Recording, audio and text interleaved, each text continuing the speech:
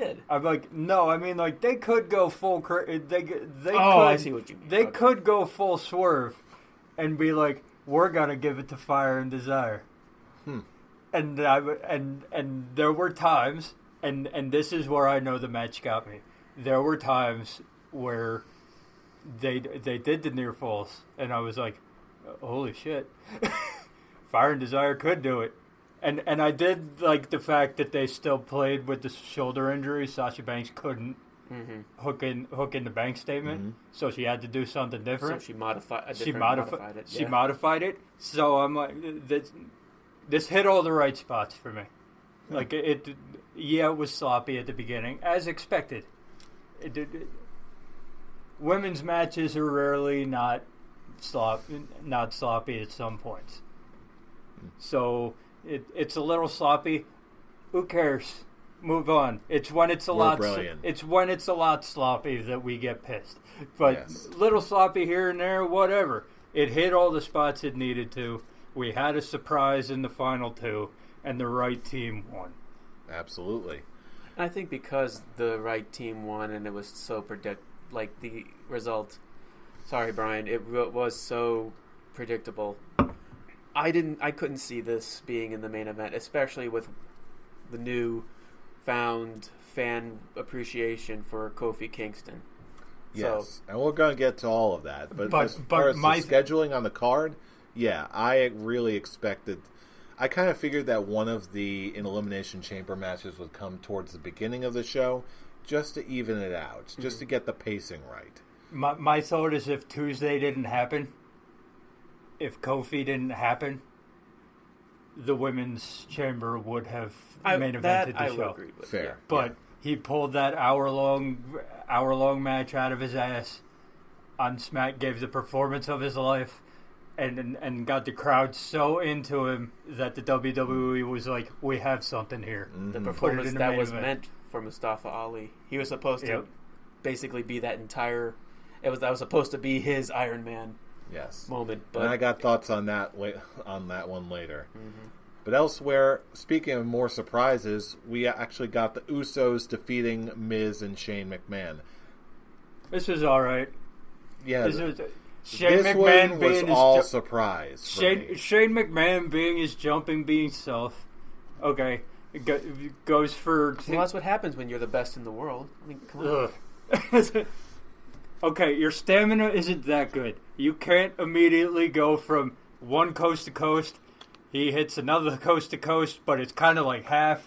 Maybe it gets halfway there and kind of hits him with the bottom of his shoe. That kind of deal. And then an elbow drop? Come on, man. Calm down. Hey, calm down. It's like I said, he's the best in the world.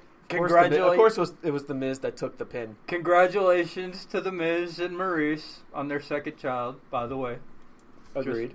Just Hooray, childbirth. I do enjoy The Miz being the worst babyface on the planet. I'm going to win this for my kids and then lose every time.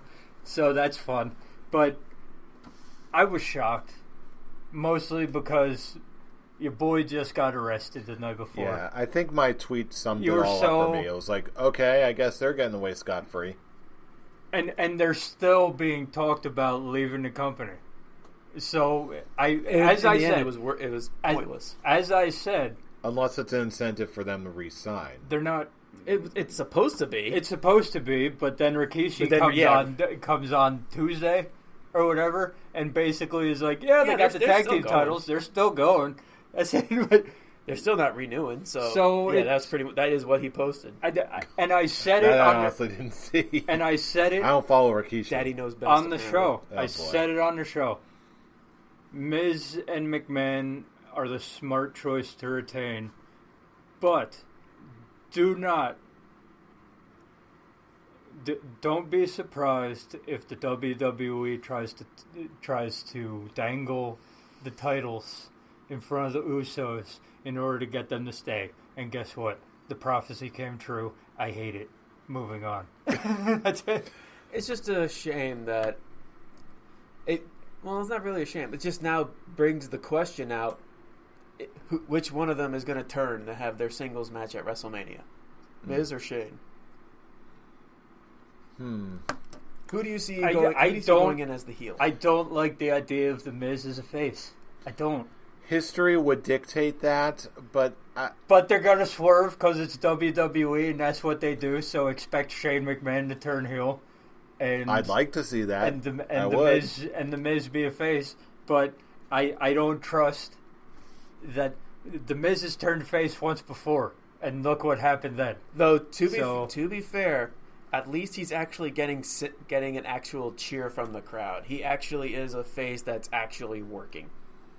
At the moment, his first face run, you can definitely feel it being forced. Like, he's a good guy. You're supposed to cheer for him. You're supposed to be happy for him. Right? It was random. Ric Flair gave him the finger He's being an asshole, and then all of a sudden he attacks. Because Alberto Del Rio was a face at the same time, so it's like, what the? It's Twilight Zone back then.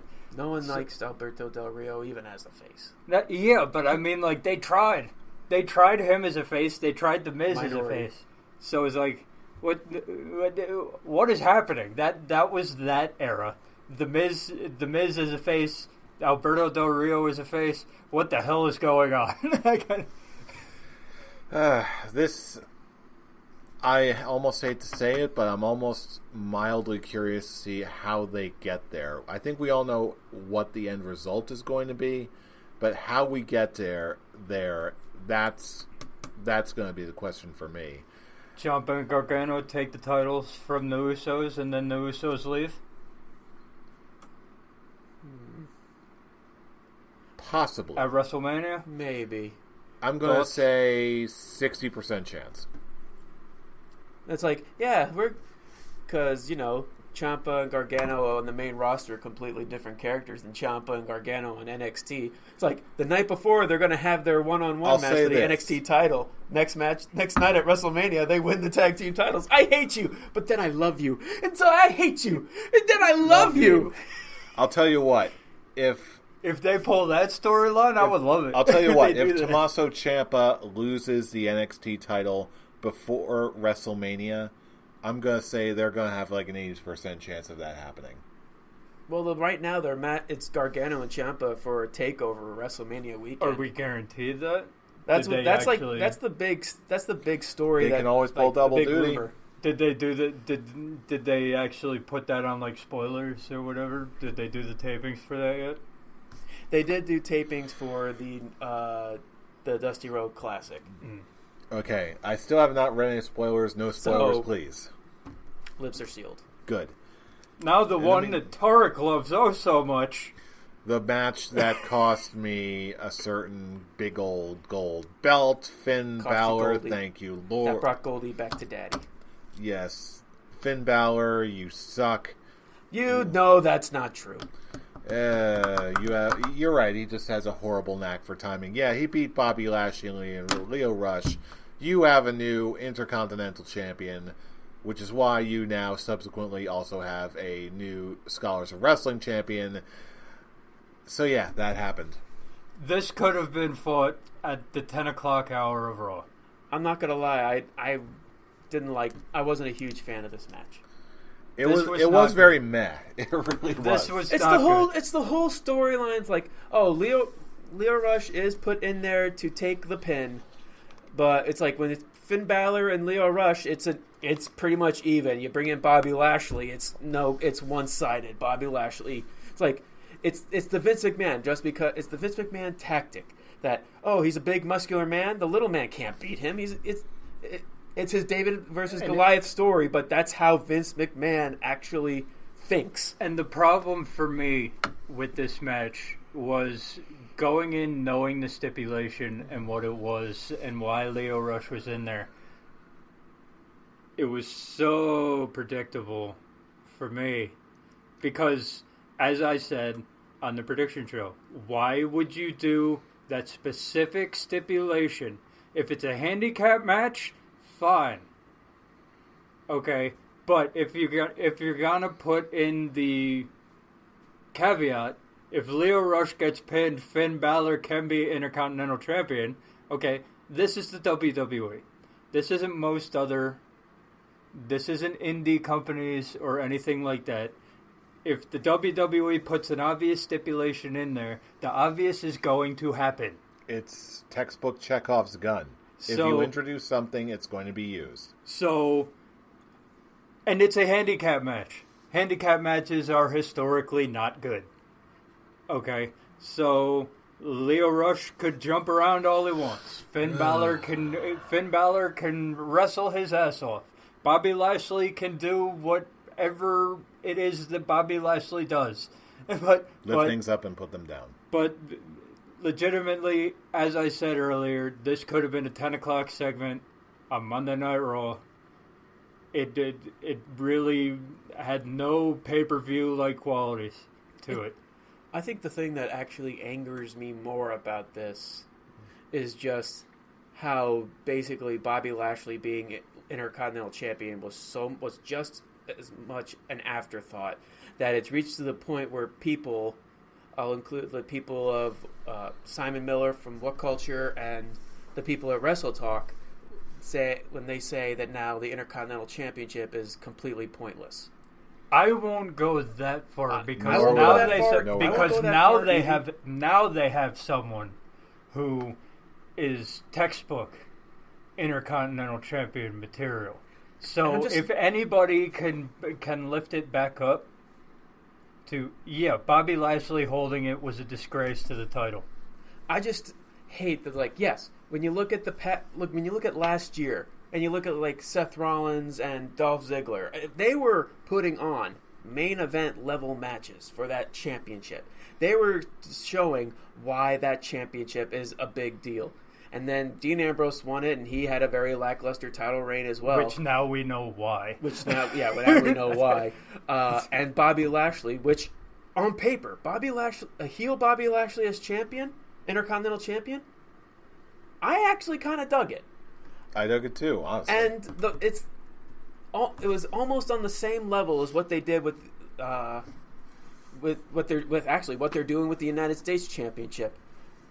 When you want to talk about a title that is completely worthless, it's that right now. When Nakamura won it, they did absolutely nothing with it, and then now R-Truth has it, and now when was the only time you 3 actually weeks. the last time you saw the United States Championship is when R-Truth won the damn thing. That's a worthless title. The Intercontinental Championship is still being shown. They're not doing anything with it, but at least it's still being shown, and now it's given to a guy who we know can actually put on phenomenal matches. And the whole rumor of the original plan was going to be Ricochet versus Finn Balor. I think it was supposed to be for the Intercontinental Championship. That was supposed to be Ricochet's debut match on the main roster. But Triple H changed that call for the smart reasons. But that would have been a great match. And we can actually have it on WrestleMania now. Mm-hmm. Because we know we're getting the rematch. We know we're getting Balor versus Lashley at Fastlane. Okay, we're going to get that rematch. Mm-hmm. So Balor can overcome the holy shit Lashley.